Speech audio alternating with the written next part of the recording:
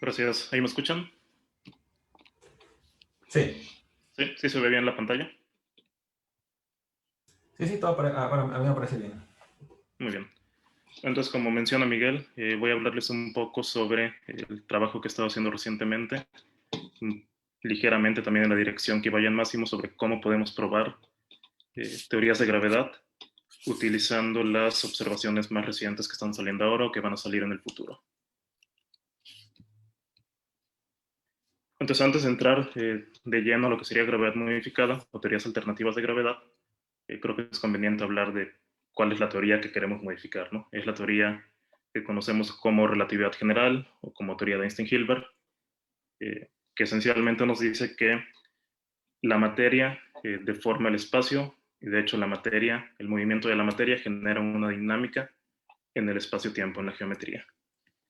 Entonces estas que están aquí son las ecuaciones de Einstein, que pues tal cual el lado izquierdo nos habla sobre la geometría del espacio-tiempo y el lado derecho nos habla sobre el contenido de materia que hay ahí. Entonces, si hay una partícula, un planeta, una onda, todo eso va a traer consigo cierta deformación del espacio, que aquí pues, es una figura estática, pero si se lo imaginan moviéndose alrededor de este cubo, entonces este cubo, las coordenadas de este cubo irían como que cambiando junto con la partícula. Entonces es una teoría que conecta geometría y gravedad. Y eso fue quizá la contribución más importante de la relatividad general, fue una nueva forma de entender la interacción gravitacional a partir de la geometría. Bueno, esta teoría, voy a ir muy rápido, satisface varias pruebas observacionales, entre ellas las pruebas que se conocen como clásicas, que son la precesión del perihelio, esto se ha medido muy precisamente para mercurio, la desviación de la luz, esta también se ha medido bastante precisamente desde 1916, algo así, un eclipse, fue Eddington ahí y midió la desviación de la posición de las estrellas de fondo cuando estaba eclipsado el Sol contra la posición cuando no estaba el Sol ahí en el camino. Y mostró que había cierta desviación de la luz y que era consistente, bueno, hasta ciertos errores observacionales con la predicción de la teoría de Einstein-Hilbert. Y otra de las pruebas clásicas es el corrimiento gravitacional al rojo, también medido aquí en la Tierra con bastante precisión, utilizando absorción y emisión de átomos, para determinar que de hecho las frecuencias sufren un corrimiento debido al campo gravitacional. Eso es por un lado, digamos que a escalas pequeñas del sistema solar. Por otro lado, a muy grandes escalas, tenemos evidencia de algo muy importante, y es que el universo es prácticamente homogéneo e isótropo. Esto a grandes escalas, claro. Por ejemplo, estas imágenes son las mediciones de las fluctuaciones de temperatura de diversos satélites, de izquierda a derecha, conforme ha transcurrido el tiempo. Las más recientes son las de Planck. Ahí se ven algunos puntos rojos y algunos puntos azules correspondientes a temperaturas más frías o más calientes, pero ven que nos hablan de fluctuaciones de temperatura del orden de 10 a la menos 5 Kelvin. Entonces, son fluctuaciones muy pequeñas, es prácticamente la misma temperatura en todo el universo que podemos ver. Siguiendo con esto de grandes escalas, esas fluctuaciones de temperatura, según el modelo, bueno, según algunas observaciones y algunas más interpretadas dentro de relatividad general, esas fluctuaciones han ido expandiéndose, y poco a poco, conforme se va enfriando el universo, se van formando más componentes, estrellas, galaxias y todo esto. Y tenemos una cierta visión de la historia evolutiva del universo, que esta visión se puede entender dentro de la teoría de relatividad, siempre y cuando consideremos algunas cosas. A partir de la diapositiva anterior podemos considerar que es isótropo y que es homogéneo. A partir de la expansión que se ve del universo en tiempos recientes, es necesario agregarle a la teoría un componente que en general es energía oscura, pero se modela dentro de lo que se conoce como el modelo estándar de cosmología, se modela como una constante cosmológica, y es este término g mu nu por lambda, bueno, es esta lambda que aparece aquí. Y además, para ser consistentes con algunas otras observaciones, como las curvas de rotación de galaxias o como la formación de estructuras en el universo, es necesario que dentro de la parte de materia del universo exista algo que se conoce como materia oscura, que es materia que solo se ha podido detectar indirectamente por sus efectos gravitacionales, y que hay varias propuestas de qué tipo de partículas podrían ser dentro o fuera del modelo estándar de partículas, y hay también varios experimentos tratando de detectarla directamente, pero hasta ahora no ha habido detecciones directas. El hecho de que sea isótropo y homogéneo se traduce en que la métrica la podemos escribir de esta forma: una parte temporal, un factor de escala, este A, que aparece aquí al cuadrado, multiplicando a toda la métrica de la parte espacial del universo. Esta parte espacial se puede asumir que sea plana o no. Usualmente se asume que lo es y es consistente con la mayoría de las observaciones. ¿Qué más? Entonces, la teoría de Einstein-Hilbert es una teoría elegante, bastante, en algún sentido simple, que nos dice que la presencia de materia tiene cierto efecto en la geometría del universo. Y que ha pasado varias pruebas observacionales. Pero aún así queda la pregunta esta que uno siempre se puede hacer de qué tan correcta es la teoría con la que se está trabajando. Obviamente no podemos hablar de si es la teoría definitiva o no, porque esta pregunta no tiene mucho sentido para ninguna teoría. Nunca sabemos si una teoría es definitiva. Podemos hablar de cuáles son sus rangos de validez. Y lo que ha mostrado la teoría de Einstein-Hilbert es que hay varias regiones donde hay que hacerle algo más para que se ajuste a las observaciones o para que pueda funcionar. Unas de ellas son en el universo muy temprano. Yo creo que una de las motivaciones para este evento, de hecho, de posadas cuánticas, es el hecho de que la gravedad no es compatible con los métodos tradicionales de cuantización, al menos no en escalas altas de energía. Quizás se pueden hacer aproximaciones semiclásicas y ahí más o menos van funcionando, pero formalmente lo que uno entendería como una cuantización de la gravedad aún no existe. Siguiendo un poco a energías altas, también para que la teoría sea compatible con inflación, para que sea compatible más bien con las fluctuaciones de energía primordiales, es necesario agregarle ahí un método de inflación también para resolver algunos otros problemas como lo de planitud y otras cosas. Es necesario poner inflación, que es esto, algo de lo que estaba hablando Jan Máximo en la plática anterior, de diferentes modelos que se le agregan a la teoría para poder explicar esas características que por sí sola la teoría no explica. Es necesario también agregarle esto de materia oscura, energía oscura, que se puede agregar como una constante cosmológica o como campos adicionales, que es de lo que vamos a hablar un poco más adelante. Y recientemente también está esta tensión en la medición del parámetro de Hubble. Entonces hay varias cosas en la teoría de relatividad general que parecen decirnos que vale la pena buscar algunas alternativas. Entonces, para empezar a hablar de cómo buscar teorías diferentes, es importante notar este teorema, el teorema de Lovelock, que de hecho nos dice qué es lo que tenemos que hacer si queremos obtener una teoría diferente a la de relatividad general. Nos dice que las únicas ecuaciones de movimiento que podemos obtener a partir de una acción local, cuatridimensional, que esté construida solo con el tensor métrico y derivadas hasta de segundo orden, son las ecuaciones de Einstein-Hilbert con constante cosmológica. Entonces, si queremos obtener una dinámica diferente del espacio-tiempo, unas ecuaciones diferentes de movimiento o de campo, es necesario que tomemos en cuenta alguna violación, por lo menos de una de estas suposiciones. Es decir, que le agreguemos más campos a la teoría, que nuestra acción no sea solo de la métrica, sino quizá de campos escalares o vectoriales o incluso otros campos métricos, que trabajemos en un número diferente de dimensiones, pueden ser más o menos dimensiones, o que consideremos lagrangianos acciones de la teoría que contengan derivadas de orden mayor. Hay algunos ejemplos donde esto se puede hacer sin introducir grados de libertad con energías negativas, estos conocidos como fantasmas, o el considerar teorías no locales. Entonces hay que hacer alguna de estas cuatro cosas para poder obtener teorías diferentes a lo de Einstein-Hilbert. Al menos una de estas. A pesar de estas restricciones, hay un número muy grande de teorías. Por ejemplo, si pensamos siempre solamente en más campos, hay toda una clase de teorías que se conocen como teorías de Horndeski, que incluyen o Billon Horndeski, o todavía más generalizadas, DOST,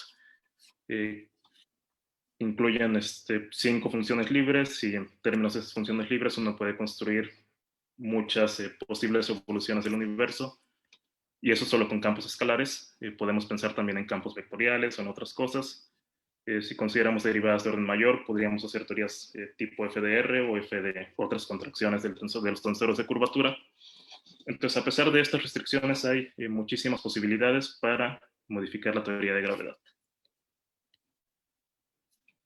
Entonces, algo que uno tiene que ver también, ya que la parte teórica no es suficientemente restrictiva, hay que pensar en que los modelos que proponemos sean consistentes con las observaciones que se conocen. Entonces, esta es una figura que tomé de un artículo de Tessa Baker y colaboradores, donde se muestra un tipo de espacio de parámetros para la interacción gravitacional. En el eje vertical tenemos la escala de curvatura de los sistemas. En el eje horizontal tenemos el potencial gravitatorio asociado a esos sistemas. Entonces, esta figura de la derecha es quizá un poco más ilustrativa para lo que quiero decir ahora, porque lo que se muestra en estas figuras son los experimentos, ya sea presentes, pasados o futuros, que prueban ciertas regiones de este espacio de parámetros. Entonces, vean, en esta región que está aquí entre estas líneas moradas, están las constricciones ppn, que son algunas de las pruebas más estrictas actualmente sobre la teoría de gravedad. Entonces, aquí está muy bien probada la teoría. Aquí sabemos que las predicciones deben ser muy parecidas a las de relatividad general. Estas de por acá son más en escalas cosmológicas, y estas en la esquina superior derecha nos hablan más de sistemas con mucha curvatura, mucho potencial. Entonces, en general, de sistemas como agujeros negros. Por aquí, por ejemplo, está el M87. Hubo una fotografía el año pasado del agujero negro que está en esta galaxia. Aquí está Sagitario A. Por acá estarían los tipos de eventos que se prueban con ondas gravitacionales, con LIGO, y en el futuro con LISA. Entonces, esto nos da también una idea, unas restricciones más sobre las teorías de gravedad modificada que se pueden considerar. Queremos que aquí, en esta región morada, se reduzcan casi idénticamente a la teoría de relatividad general, pero de aquí para acá puede haber algunas modificaciones. Todo lo que tiene que ver con cosmología, la idea sería no explicarlo con la constante cosmológica, sino con los campos adicionales o las consideraciones adicionales que se metan a la teoría. Entonces, hablando un poco más de esas observaciones, en particular de observaciones recientes, esto fue de hace un año, si recuerdo bien, la imagen de la región cercana al agujero negro en la galaxia M87 del Event Horizon Telescope. Entonces, más adelante vamos a hablar un poquito más sobre esta imagen. Otra observación reciente, interesante, o otras observaciones recientes son todos estos eventos de ondas gravitacionales. Esta imagen es aproximadamente de hace 2 meses. Son las detecciones, incluyendo ya la primera mitad de la tercera corrida del LIGO. Entonces hay alrededor de 60 eventos. Todos los azules son colisiones de agujeros negros. Por ejemplo, esta primera sería un agujero negro de alrededor de 25 o 26 masas solares, y uno de alrededor de 18 tal vez. Colisionan y generan uno de alrededor de 40, y lo mismo para todas las demás. Hay algunas interesantes acá. Hay ahora 2 que son colisiones de estrellas de neutrones. Igual hacen su fase espiral, colisionan, un ring down y todo eso, y al final se estabilizan en cierto objeto de otra masa. Entonces, vean, de estos solamente hay 2. Estos son bastante importantes porque con un poco de suerte y con mucho de trabajo de los equipos observacionales, se puede tener no solamente la señal de onda gravitacional, sino también la señal de ondas electromagnéticas. Entonces se puede comparar cómo viajaron esas señales, y a partir de eso poner algunas constricciones sobre las teorías de gravedad. De hecho, con solamente una de estas observaciones, a partir de esa observación se concluyó que la velocidad de propagación de ondas gravitacionales es muy, muy cercana a la velocidad de propagación de la luz. Alrededor de 10 a la menos 16 es la diferencia entre esas velocidades. Y eso bajo algunas consideraciones, descarta un gran número de modelos de Horndeski, de gravedad modificada y tensoescalar. Entonces, bueno, vamos a poner juntas las tres cosas que les acabo de mencionar. Entonces, por un lado tenemos el primer diagrama que les mostré, donde veíamos que hay una región donde la teoría de Einstein-Hilbert está muy bien probada. Entonces, queremos recuperar esas predicciones a partir de cualquier otra teoría que queramos proponer. Eso nos habla de la necesidad de lo que se conoce como mecanismos de apantallamiento, que son justamente eso, mecanismos tales que los campos adicionales de la teoría quedan suprimidos cuando uno se acerca a escalas donde estas constricciones aplican. Bueno, ese sería el caso ideal, que queden totalmente suprimidos. No siempre es así. Algunos mecanismos funcionan solamente bajo ciertas simetrías, o algunos funcionan, pero no perfectamente. O sea, se suprime el campo, pero no totalmente. A partir de estas observaciones de la región cercana a agujeros negros, es natural pensar que en un futuro cercano vamos a poder hacer pruebas de precisión utilizando justamente lo que pasa cerca de esta región, y algo que pasa notablemente es la deflexión de la luz. Otras cosas cercanas a agujeros negros, pero que no voy a tocar en esta plática, sería la generación de ondas gravitacionales. Eso también es una línea de investigación que yo creo que es muy prometedora, pero de esto no voy a decir nada por ahora. Y otra prueba sería utilizar, más o menos como mencionaba Jan Máximo en la plática anterior, utilizar las observaciones de ondas gravitacionales para saber algo sobre la cosmología, sobre el espacio en el que están viajando estas ondas. Entonces espero hablar de estos dos en lo que resta de la plática, un poco de deflexión de la luz y un poco de propagación. Entonces comenzamos con deflexión. Veamos primero la figura que está aquí arriba a la izquierda. Es una figura bastante clara. Entonces tenemos una fuente por acá, tenemos un objeto de cierta masa que actúa como lente gravitacional, y luego tenemos acá en verde un observador. Entonces, si esta fuente emite rayos de luz, debido a la masa que está aquí, esos rayos van a sufrir cierta desviación, de modo que van a llegar a nosotros de una dirección que apunta a un lugar diferente al lugar de donde salieron esos rayos. Es decir, se nos forma una imagen aparente en esta dirección y otra en esta dirección. Estas dos imágenes se conocen como imágenes primarias y secundarias, una de cada lado del eje óptico, el eje que une al observador y la lente. En esta figura no está todo perfectamente alineado. En verdad, en lo que me voy a enfocar un poquito más adelante es en casos donde todo esté casi perfectamente alineado. Entonces se forman dos imágenes. Eso es, digamos que un resultado general. Está la imagen primaria y la imagen secundaria. Y esto es nada más en lentes gravitacionales, digamos que no necesariamente fuertes. Ahora, si vamos al caso de lentes fuertes, o sea, considerando un rayo de luz que pase ya muy cerca del agujero negro, de hecho no puede acercarse hasta el horizonte, pero que pase cerca de la esfera de fotones, entonces podríamos ver una figura como la de este lado. Esta figura no es tan clara. Entonces vean, sigan aquí el cursor. Este rayo de luz viene por aquí, sale de la fuente, viene por aquí, y luego queda atrapado, bueno, más o menos atrapado, hace una órbita alrededor de la masa que estaría aquí en este punto central, y luego sale con otro ángulo de deflexión, un ángulo de deflexión efectivo, y llega al observador. Entonces, además de las imágenes primarias y secundarias que hablábamos en la figura de la izquierda, se forman imágenes relativistas. Esta que dice aquí IR y esta otra que dice aquí IR también serían imágenes relativistas debidas a rayos de luz que dieron una o más vueltas completas alrededor del objeto que está actuando como lente. Y puede haber imágenes relativistas de cualquier orden. Pero de hecho lo que pasa es que conforme más vueltas dan, al final el ángulo efectivo de deflexión tiende a ser muy parecido. Entonces en la práctica usualmente se distinguen solamente dos. La primera imagen relativista que se forma y todas las demás que se agrupan en un solo lugar. Entonces vamos a estar hablando de un ángulo de deflexión efectivo, que es este 2πn más el delta alfa n. Alfa es el ángulo de deflexión total, el delta alfa n sería el ángulo efectivo, y esta consideración del 2πn es justo por esto de que puede dar varias vueltas alrededor del objeto central. Entonces este ángulo efectivo es el que va a entrar en la ecuación de la lente. Esta beta es el ángulo entre el observador y la fuente, esta teta es el ángulo de la imagen, entonces esto es el que nos va a interesar, dónde se forma la imagen, en qué parte del cielo se va a formar la imagen de cierto objeto.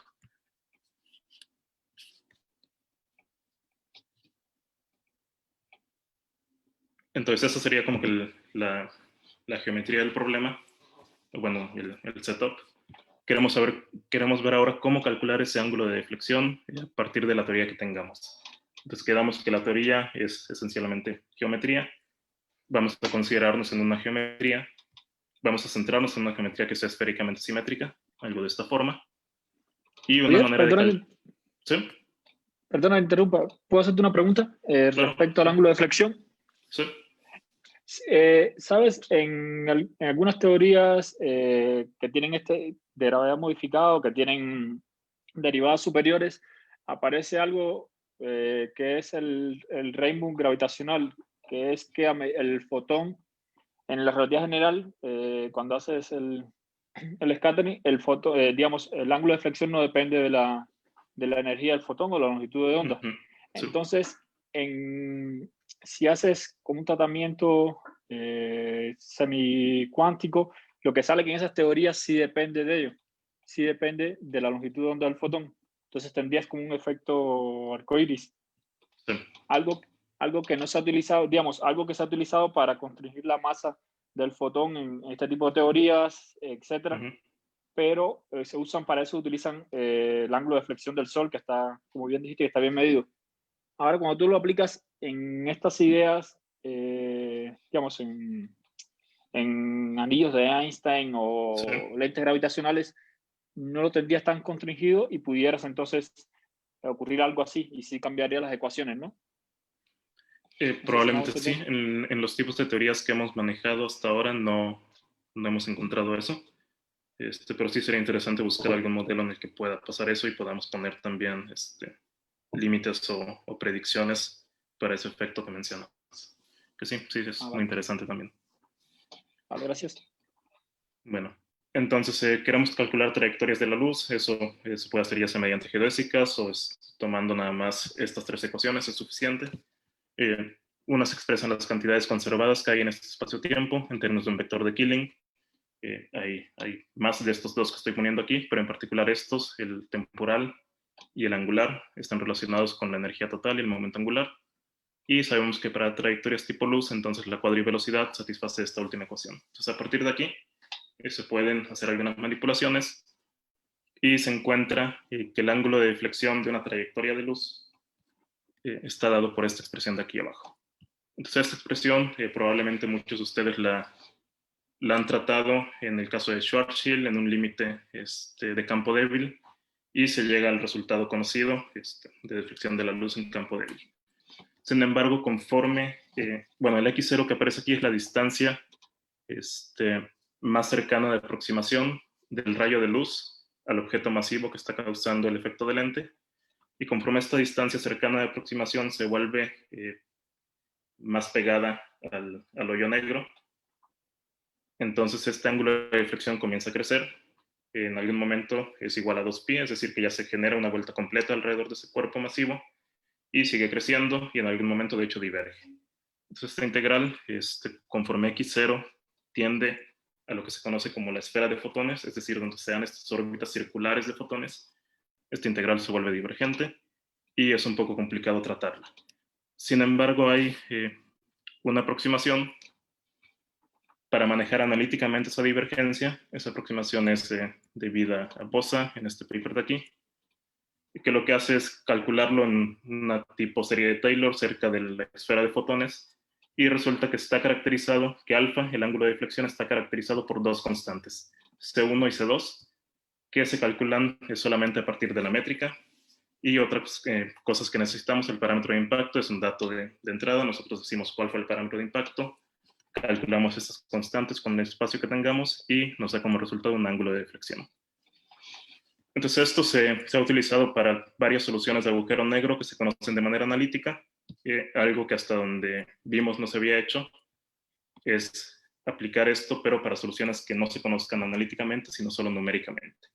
y ese es el caso para varias soluciones de agujero negro de gravedad modificada.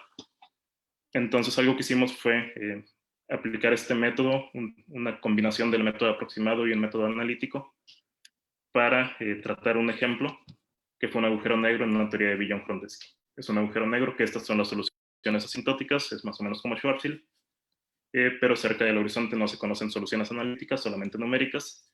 Entonces pudimos aplicar ese método, lo comparamos también con un método totalmente numérico, y pues resulta que el que hicimos nosotros, aproximado combinado con numérico, es más eficiente, es más rápido. Y entonces me voy nada más a los resultados. Pudimos ver que las imágenes, este teta infinito que está en esta tabla, nos dice dónde se forman las imágenes para este agujero negro, dependiendo de este valor de la teoría, bueno, de este valor de la solución, que es phi 0 tilde. Entonces lo importante que quiero que noten aquí es que puede haber un cambio alrededor de 1 microsegundo de arco, conforme vamos moviendo este parámetro. Eso es importante porque de hecho es cercano a la precisión que tienen las mediciones de este agujero negro en M87, las Event Horizon Telescope. Entonces es de esperarse que en un futuro cercano este tipo de mediciones sean suficientes para constreñir parámetros de soluciones de gravedad modificada similares a las que trabajamos en este ejemplo. No voy a mencionar detalles sobre la teoría que utilizamos, es nada más un modelo compatible con velocidad de propagación igual a 1, quizá no tan compatible cosmológicamente ya, pero es como lo podemos pensar como un toy model. Esperamos que capture algunas características generales de la teoría. ¿Cuánto tiempo me queda? Te quedan como unos 5 o 10 minutos. 5 o 10 minutos. Bueno, entonces en los últimos 5 voy a hablar brevemente de esto. Otra dirección que estamos explorando para probar teorías de gravedad, ahora utilizando no deflexión de la luz, sino ondas gravitacionales. Entonces, esta es la ecuación de onda gravitacional en un fondo cosmológico. Se obtiene a partir de linealizar las ecuaciones de campo. Si fueran las ecuaciones de Einstein-Hilbert las que estuviéramos linealizando, o sea, las de relatividad general, pues este parámetro delta que aparece aquí sería igual a 0, y esta función sería nada más la velocidad de la luz por esta k cuadrada, que es un parámetro de la solución de onda plana. En teorías diferentes a relatividad pueden pasar varias cosas con esta ecuación. Una es que, a diferencia de lo que hablaba Jan Massimo en el caso anterior, que se centraba en dos polarizaciones, más y cruz, podría haber ahora más modos de polarización. Este término de aquí podría ser diferente de 0, entonces habría un término de fricción diferente. Este de aquí podría tener dependencias en otras cosas, como por ejemplo una posible masa del gravitón, o simplemente un coeficiente diferente de c enfrente de esta k, que sería una velocidad de propagación diferente de las ondas, o podría haber también términos de fuente. Entonces hay muchas cosas que le pueden pasar a esta ecuación de onda y que de hecho le pasan bajo modificaciones genéricas de la teoría de gravedad. Unas que están muy bien constreñidas son la velocidad de propagación y la masa. Entonces este término tiene un poco de sentido asumir que se reduce muy bien al de relatividad general. Entonces habría que estudiar, también los detectores están un poco más optimizados para las polarizaciones propias de relatividad. Entonces quizá algo que vale la pena más estudiar es qué pasa con esta parte de aquí, con las modificaciones al término de fricción. Y como comentaba también Jan Massimo antes, resulta que esas modificaciones al término de fricción, como en cualquier ecuación de onda, lo que hacen es modificar la amplitud de la onda, y eso lleva una noción de una distancia de onda gravitacional que está relacionada con la distancia luminosa electromagnética mediante esta exponencial de aquí. Entonces vean que lo que aparece en esta exponencial es justo esa modificación al término de fricción.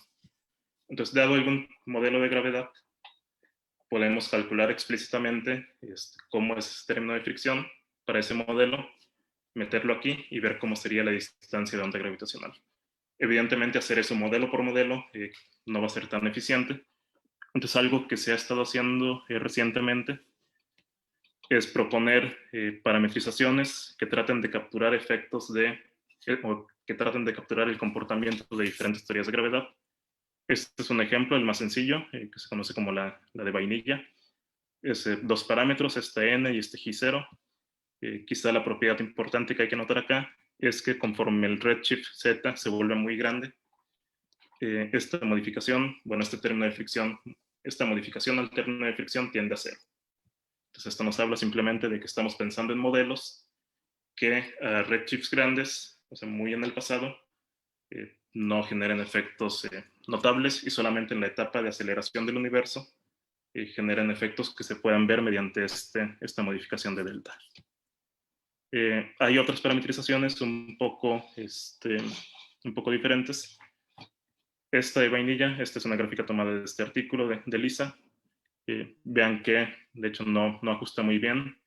La curva roja es la parametrización, la curva azul es la predicción del modelo. No ajusta muy bien a este tipo de modelo. Hay otros que ajustan un poco mejor, pero tampoco son, digamos que, ideales. Entonces, esto da varias direcciones que se pueden explorar más. Proponer parametrizaciones diferentes, buscar algo que, de preferencia, sin agregar más parámetros, puede reproducir adecuadamente ciertos tipos de modelos. Parece que estos dos son un poco complicados para estas parametrizaciones. Y además, no quedarnos en estos modelos ya conocidos y muy estudiados, sino ver nuevos modelos, nuevas propuestas que siguen saliendo constantemente. Entonces, sobre esto esperamos tener algunos resultados próximamente. Entonces, ya para concluir, es cierto que la teoría de Einstein-Hilbert es muy satisfactoria en el sentido de que hay varias pruebas observacionales de diferentes escalas que pasa muy bien. Incluso esas pruebas nos dicen que las soluciones de fondo, ya sean las estáticas o las cosmológicas, deben ser muy similares a las de la teoría de relatividad. Pero aún en ese caso, las observaciones actuales nos permiten discernir modelos que sean apenas un poco diferentes de esa teoría, y eso es en lo que estamos tratando de trabajar últimamente. Y bueno, eso sería todo. Gracias por su atención y preguntas. Pues tenemos tiempo para unas preguntas, una o dos preguntas. Y también antes de iniciar esa parte, pedirles de que cuando terminemos no se desconecten, prendan su cámara para tomar una foto del evento, ¿no? Entonces, ¿alguna pregunta?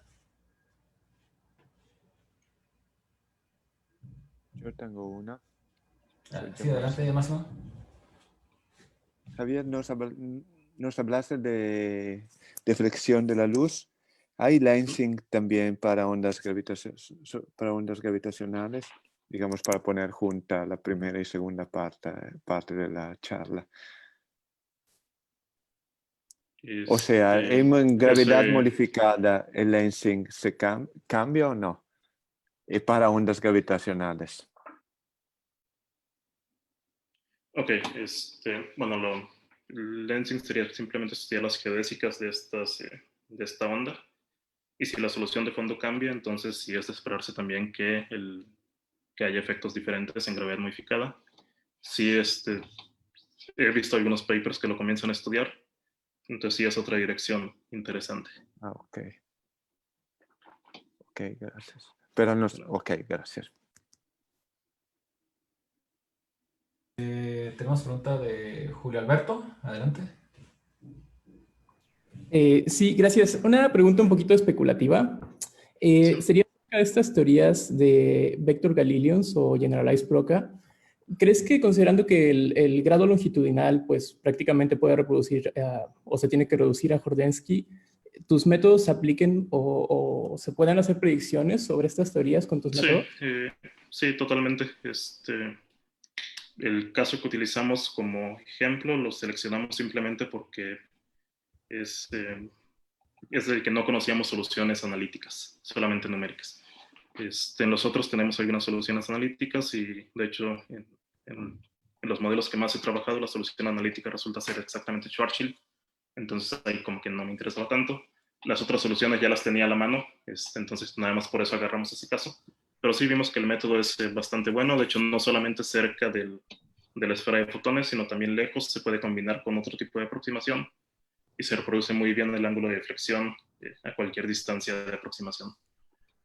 Y sí, cualquier solución esférica, estática, se puede meter a estos códigos y sale el ángulo. O sea que depende un poco más de la solución en sí que de la teoría que esté soportándola. Sí, sí, Ok. depende de la geometría alrededor del La hoyo. geometría. Sí, sí, sí, perdón. Sí. Gracias. ¿Alguna otra pregunta? Hay una en el chat de Valerie que pregunta sobre unos gráficos, o supongo alguna cita de los gráficos que tenías ahí. No menciona en... Sí, no me decía estos gráficos de qué artículos son. ¿Serán estos? No sé, Valerie, si quieras precisar la pregunta.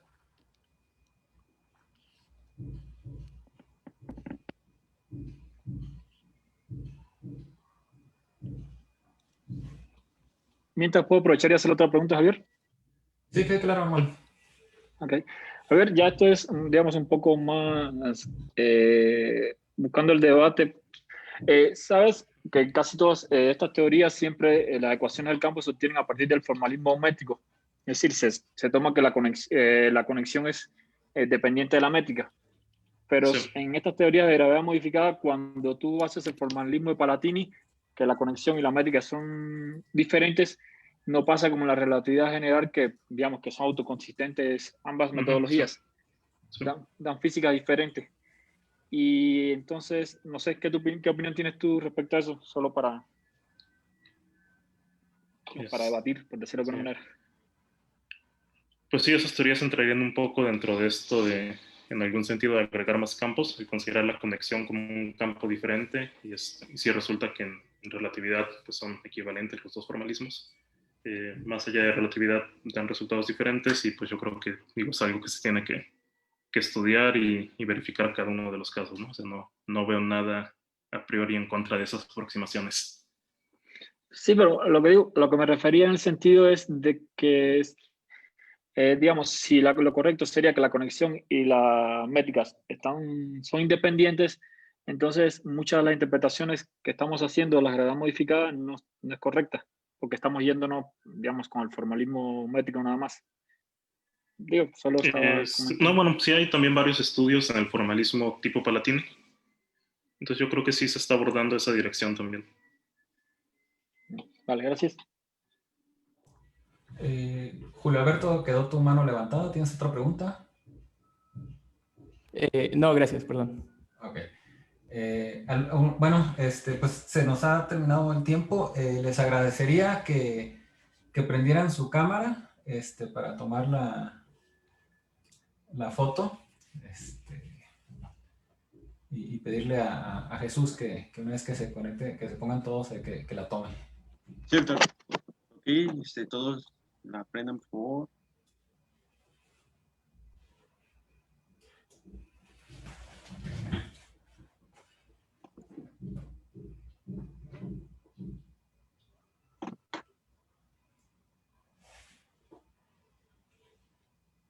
Ok, faltan algunos compañeros. Permítanme.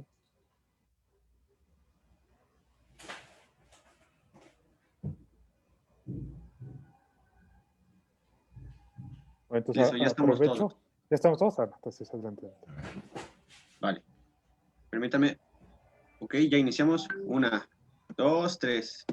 Es la primera. Va la segunda. 1, 2, 3. Ok. Y la tercera.